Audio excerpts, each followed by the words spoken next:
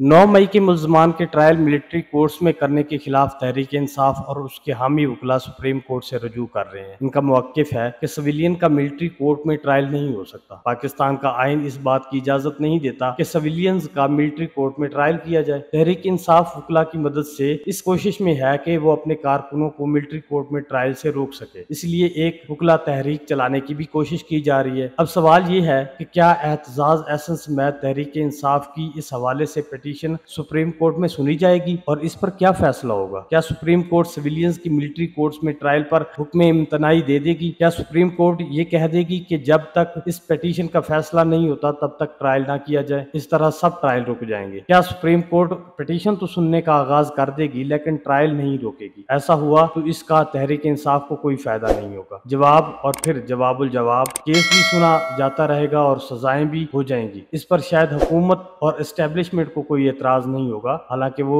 यही चाहेंगे कि ऐसी तमाम दरखास्तें पहली पेशी पर ही खारिज कर दी जाए ताकि कोई तनाज़ा ही ना रहे। लेकिन हुक्म इम्तनाई नहीं दिया जाए तो फिर भी काम चलेगा। पाकिस्तान के अदालती निज़ाम में जल्द और फौरी इंसाफ मुमकिन नहीं। केस कई साल चलते हैं, मुल्ज़मान बच जाते हैं, अपीलों में कई साल लग जाते हैं। इस तरह हमारा निज़ामी इंसाफ फाल नहीं है। चंद सियासी मुकदमात सुनकर ये तासर देने की कोशिश की जाती है, हालांकि निज़ामी इंसाफ चल रहा है, ना इंसाफ मिल रहा है। अदलिया की सारी तवज्जो सियासी केसेस पर है। आम आदमी को जल्द और फौरी इंसाफ देने पर कोई तवज्जो नहीं। अव्वल तो इंसाफ दिया ही नहीं जाता और अगर दिया जाता है तो फिर गैर मामूली इंसाफ दिया जाता है जिस पर सवाल उठता है। 9 मई के साने के बाद भी हमारी अदलिया ने इस साने के मुल्ज़मान को कैफरे किरदार तक पहुँचाने के लिए कोई कदम नहीं उठाया, बल्कि 9 मई के जिन मुल्ज़मान के मुकदमात मिलिट्री कोर्ट्स में नहीं गए इन्हें सिविल अदालतों में रिहाई मिल गई। तफ्तीशी इदारों को मुल्ज़मान का रिमांड लेने में मुश्किलात पेश आई, बल्कि जिन अफराद की जिनाह हाउस में मौजूदगी पर कोई अवाम नहीं है उन्हें भी डिस्चार्ज कर दिया गया, जिसके बाद ये जवाब मजबूत हो गया कि इन मुल्ज़मान को मिलिट्री कोर्ट्स के सिवा कैफरे किरदार तक पहुँचाना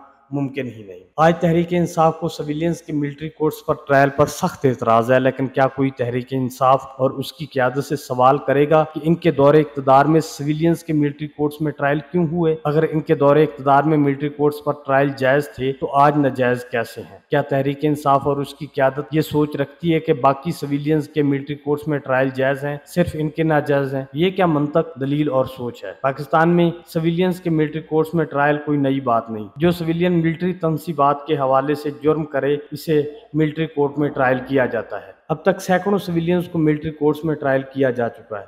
9 मई के लिए कोई नई मिलिट्री कोर्ट्स नहीं बनाई जा रही, ताहम तहरीक इंसाफ मुकदमात ऐसे पेश कर रही है जैसे ये पहली दफ़ा हो रहा है, हालांकि ऐसा नहीं है। माजी में सैकड़ों सिविलियंस का मिलिट्री कोर्ट में ट्रायल हो चुका है। इनकी दफ़ा कोई पिटीशन नहीं हुई, निज़ाम अदल को कोई ख़तरा नहीं हुआ। माजी में जब दहशत गर्दी बढ़ गई थी तो आइन में तरमीम करके खसूसी मिलिट्री कोर्ट्स बनाई गई। ये एक ख़ास मुद्दत के लिए बनाई गई, इसलिए ये दलील दी जा रही है कि जैसे ही वो मुद्दत ख़त्म होगी वो मिलिट्री कोर्ट्स भी ख़त्म हो गई। दहशत गर्दों के मुकदमात आइनी तरमीम के बगैर मिलिट्री कोर्ट्स में नहीं चल सकते थे, क्योंकि उन्होंने किसी मिलिट्री तनसीबात पर हमला नहीं किया हुआ था। उन्होंने बाजारों, सड़कों पर खुदकश हमले किए हुए थे, इसलिए इनके मुकदमात मिलिट्री कोर्ट्स में चलाने के लिए आइनी तरमीम की ज़रूरत थी। अब जब 9 मई को फौजी तनसीबात पर हमले किए गए तो इसके लिए किसी नई तरमीम की ज़रूरत नहीं। आर्मी एक्ट के तहत पहले से मौजूद मिलिट्री कोर्ट्स का दायरा अख्तियार मौजूद है। पाकिस्तान का निज़ाम अदल मुल्क में जल्द और फौरी इंसाफ की फराहमी में नाकाम रहा है। जब आइन में तरमीम करके मिलिट्री कोर्ट्स बनाई गई थी तो यही उम्मीद की थी कि इस दौरान हमारा निज़ाम इंसाफ फौरी इस्लाहत कर लेगा, लेकिन ऐसा नहीं हुआ। कई साल से मुकदमात को जल्द